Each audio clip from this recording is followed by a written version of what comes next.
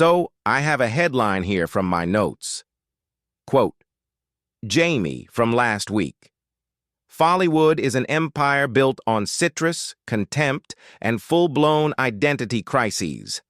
I just want everyone to know that Jamie submitted that sentence to the universe, and this week the universe responded with rubber ducks retaining legal counsel, a potted fern receiving acting coaching, and a man who unrolled a red carpet for a Tuesday budget review. Jamie, you manifested this. Welcome back to Umpire Magazine, The Hot Take. I'm Alex. And I'm Jamie, and I stand by every syllable. I also want to remind everyone that last week, Alex said, Follywood doesn't need a film industry. It needs group therapy with a very patient facilitator and possibly a tranquilizer dart. And honestly, Alex, this week, the tranquilizer dart would not be enough. We need a full veterinary response team. We need a helicopter. Welcome to the show. Let's set the scene. 13 titles earning money. Combined haul north of $60 million. Not a single film cracked 7 out of 10 from Follywood critics. Not one.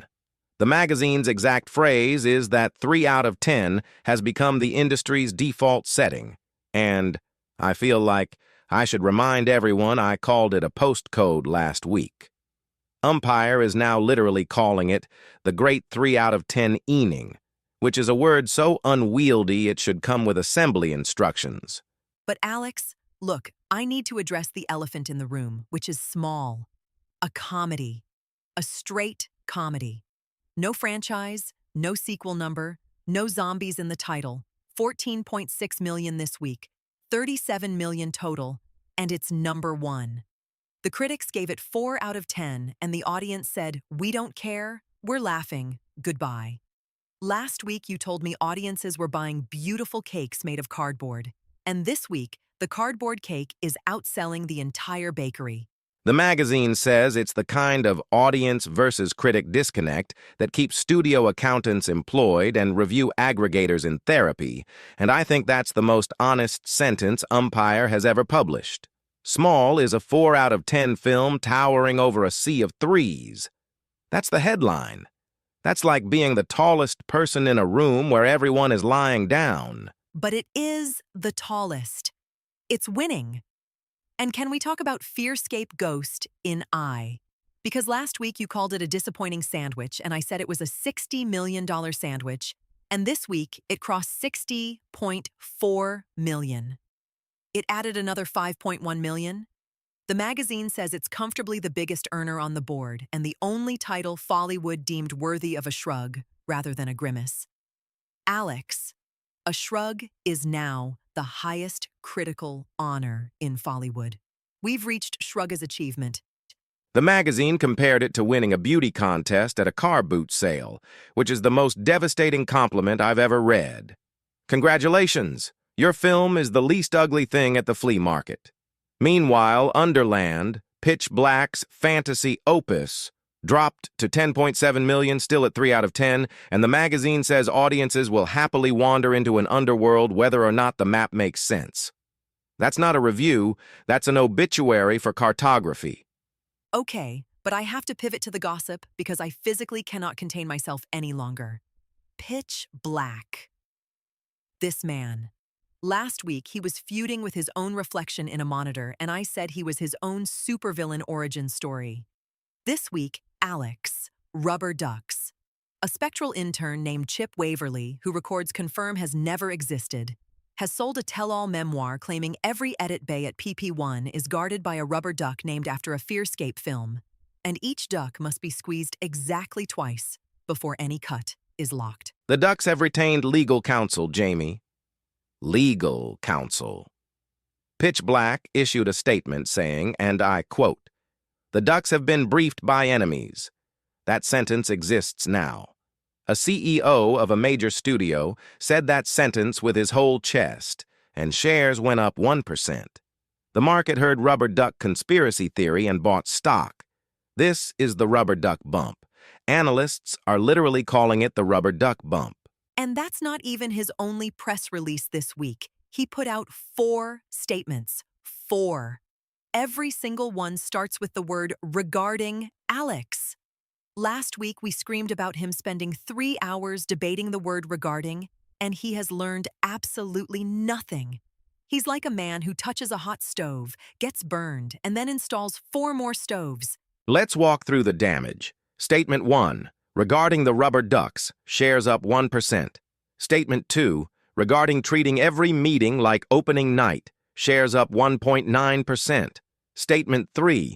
Regarding the Dawn emails scandal and barred the hard drive, shares down 2.6%. Statement 4. Regarding the monitor reflection feud, shares up 1.2. So 3 out of 4 statements made him money, and the one that cratered him was about the hard drive we talked about last week, the one filed under Ophelia Backup Final Version 9. The hard drive called Bard is at large, Alex. The magazine says Bard remains at large. It's a decommissioned hard drive, and they're talking about it like it's a fugitive.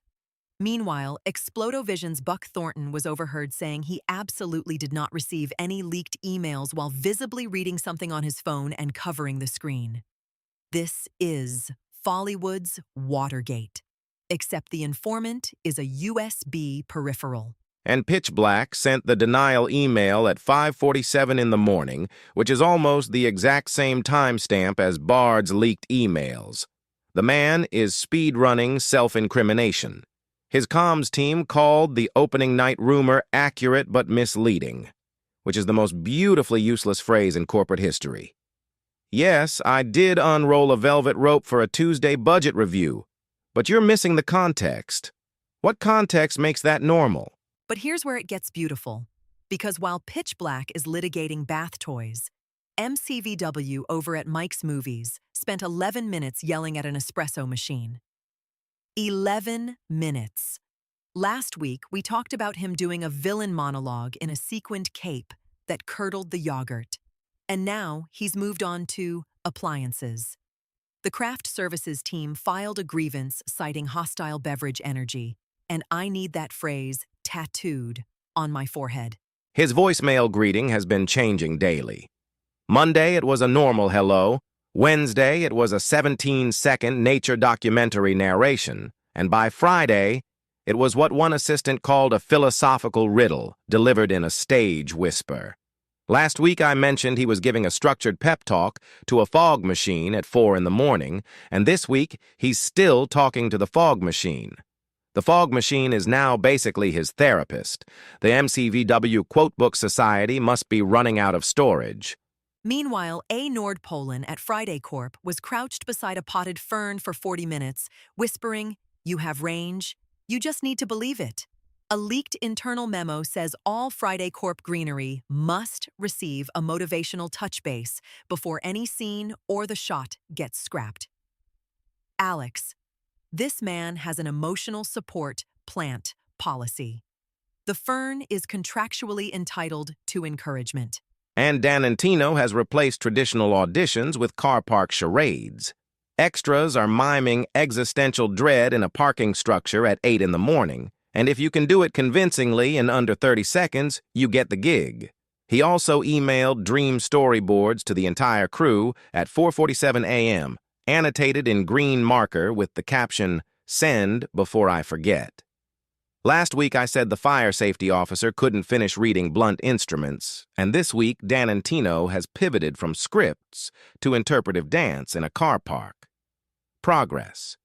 Okay, but let me be the one to say something genuinely controversial. Despite everything, despite the rubber ducks and the fern therapy and the parking lot mime auditions, the money is still flowing. 60 million combined this week. Small is proving a comedy can dominate without a franchise. Even Carnal Zombie Armageddon made 7.3 million at 3 out of 10. The audience doesn't care about critical scores, Alex. They're just going to the movies and having fun. And honestly, I think that's kind of beautiful. You know what? I'm going to say something that physically hurts me. You're not entirely wrong about Small. The magazine itself says sometimes the crowd knows something the critics don't, and Small is proving it loudly. $37 million for a comedy with no IP, no sequel number, and no undead in the title is genuinely impressive. I don't like saying that. It tastes like defeat, but credit where it's due. Wait, did you just agree with me? Are you okay? Do you need water? Should I call someone? And I love it. I love every unhinged minute of it. This is why we do this show, Alex. Because nowhere else in the world does a rubber duck bump coexist with a hostile beverage energy grievance and a fern with an acting coach. Follywood is chaos, and chaos is cinema, and I will die on this hill. You will die on that hill at 3 out of 10. All right, folks, that's our show for this week. I'm Alex. The great 3-out-of-10-ening continues, and I'll be here to narrate the decline like the nature documentary host this magazine apparently wants me to be. And I'm Jamie. And next week we've got 3 new films entering the buzzsaw. Pitch Black will probably issue a...